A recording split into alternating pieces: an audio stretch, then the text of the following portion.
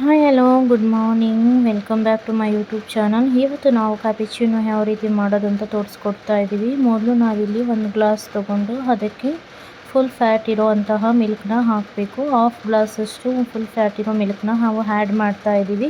ನೀವು ವಿಡಿಯೋದಲ್ಲಿ ನೋಡ್ಬೋದು. ಇದಕ್ಕೆ ಇವಾಗ ನಾವು ಸ್ವಲ್ಪನೇ ನೀರು ಆ್ಯಡ್ ಮಾಡಬೇಕು, ಬಿಕಾಸ್ ಫುಲ್ ಫ್ಯಾಟ್ ಇರೋದರಿಂದ ತುಂಬ ಗಟ್ಟಿ ಇರುತ್ತೆ ಈ ಮಿಲ್ಕು. ಹಾಗಾಗಿ ನೀವು ನೋಡ್ಬೋದು ಇಲ್ಲಿ ವಿಡಿಯೋದಲ್ಲಿ ಎಷ್ಟು ಗಟ್ಟಿ ಇದೆ. ನಾವು ಸ್ವಲ್ಪನೇ ನೀರು ಆ್ಯಡ್ ಮಾಡಿದ್ದೀವಿ, ಜಾಸ್ತಿ ಏನು ತೊಗೊಂಡಿಲ್ಲ. ಬಿಕಾಸ್ ನಾವಿಲ್ಲಿ ಪ್ರಿಪ್ರೇಷನ್ ಮಾಡ್ತಿರೋದು ಒನ್ ಗ್ಲಾಸ್ ಕಾಫಿ ಅಷ್ಟೇ. ಆ್ಯಂಡ್ ಕ್ಯಾಪುಚಿನೋ ಇಲ್ಲಿ ನಾವು ಮೇಯ್ನಾಗಿ ಪ್ರಿಪೇರ್ ಮಾಡ್ತಿರೋದು ಕ್ಯಾಪುಚಿನೋ ಆಗಿರೋದ್ರಿಂದ ಹಾಲು ಕೂಡ ತುಂಬಾ ಗಟ್ಟಿ ಇರಬೇಕು. ನಾವು ನಾರ್ಮಲ್ ಕಾಫಿ ಮಾಡೋ ಥರ ತುಂಬ ಅಂದರೆ ಸ್ವಲ್ಪ ಜಾಸ್ತಿ, ನಾವು ನಾರ್ಮಲ್ ಕಾಫಿ ಮಾಡಿದ್ರೆ ಸ್ವಲ್ಪ ಜಾಸ್ತಿ ವಾಟರ್ ಹಾಕ್ತೀವಿ. ಜಾಸ್ತಿ ವಾಟರ್ನ ಆ್ಯಡ್ ಮಾಡೋದು ಕ್ಯಾಪುಚಿನೋಗೆ ಅದು ಟೇಸ್ಟ್ ಸಿಗೋದಿಲ್ಲ. ಸೊ ಇಲ್ಲಿ ನೆಸ್ಕೆಫೆ ಕೂಡ ಯೂಸ್ ಮಾಡ್ತಾ ಇದ್ದೀವಿ. ನಾವು ಒಂದು ಸೈಡು ನಾವು ಹಾಲನ್ನ ಪಾತ್ರೆಯಲ್ಲಿ ಹಾಕಿ ಅದು ಬಿಸಿ ಆಗ್ಲಿಕ್ಕೆ ಅಂತ ಇಟ್ಟಿದ್ದೀವಿ. ಇನ್ನೊಂದು ಕಡೆ ಒಂದು ಗ್ಲಾಸ್ನ ತೊಗೊಂಡು ಅದಕ್ಕೆ ಒಂದು 2 ಸ್ಪೂನಷ್ಟು ನೆಸ್ಕೆಫೆ ಪೌಡರ್ನ ಕೂಡ ಆ್ಯಡ್ ಮಾಡ್ತಾ ಇದ್ದೀವಿ. ಅದರ ಜೊತೆಗೆ ನಾವು ಇಲ್ಲಿ ಶುಗರ್ನ ಕೂಡ ಹಾಕೋಬೇಕು. ಶುಗರು ನೀವು ಬೇಕಂತ ಅಂದರೆ ವೈಟ್ ಶುಗರ್ ಹಾಕೋಬೋದು, ಇಲ್ಲ ನಿಮಗೆ ಯಾವ ಶುಗರ್ ನಿಮ್ಮ ಹತ್ರ ಅವೈಲೇಬಲ್ ಇದೆ ಅದನ್ನು ನೀವು ಎಷ್ಟು ನಿಮಗೆ ಸ್ವೀಟ್ ಬೇಕಂತ ಅನಿಸುತ್ತೆ ಅಷ್ಟು ನೀವು ಹಾಕ್ಕೋಬೋದು. ನಾವಿಲ್ಲಿ ಬ್ರೌನ್ ಶುಗರ್ ಇದೆ ನಮ್ಮ ಹತ್ರ, ಸೊ ಹಾಗಾಗಿ 1.5 ಸ್ಪೂನಷ್ಟು ನಾವು ಬ್ರೌನ್ ಶುಗರ್ ಕೂಡ ಆ್ಯಡ್ ಮಾಡ್ತಾ ಇದ್ದೀವಿ.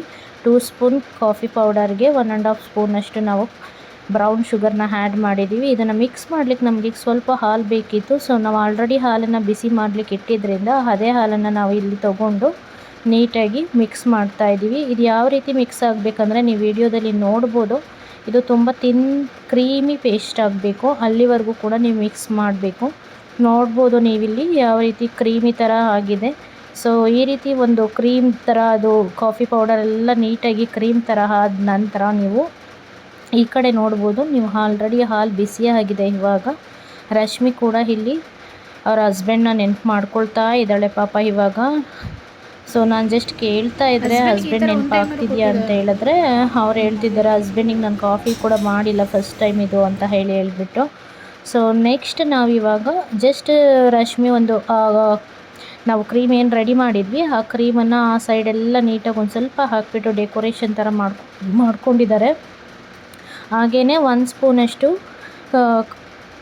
ಕ್ರೀಮ್ ಕೂಡ ಸೈಡಲ್ಲಿ ಎತ್ತಿಟ್ಕೊಂಡಿದ್ದಾರೆ ಮೇಲ್ಗಡೆ ಡೆಕೋರೇಷನ್ ಮಾಡಲಿಕ್ಕೆ ಅಂತ ಹೇಳಿ. ಈಗ ಬಿಸಿಯಾಗಿರೋ ಹಾಲನ್ನು ಗ್ಲಾಸಲ್ಲಿ ಕೂಡ ಹಾಕಬೇಕು. ನಾವು ಈ ಥರ ಹಾಕಿದ ನಂತರ ನೀವು ಅದರ ಮೇಲೆ ನೀವೇನು ಕ್ರೀಮ್ ಪೇಸ್ಟ್ ತೊಗೊಂಡಿದ್ರಿ ಅದನ್ನು ನೀವು ಯಾವ ರೀತಿ ಬೇಕೋ ಆ ರೀತಿಯಲ್ಲಿ ಡೆಕೋರೇಷನ್ ಕೂಡ ಮಾಡ್ಬೋದು.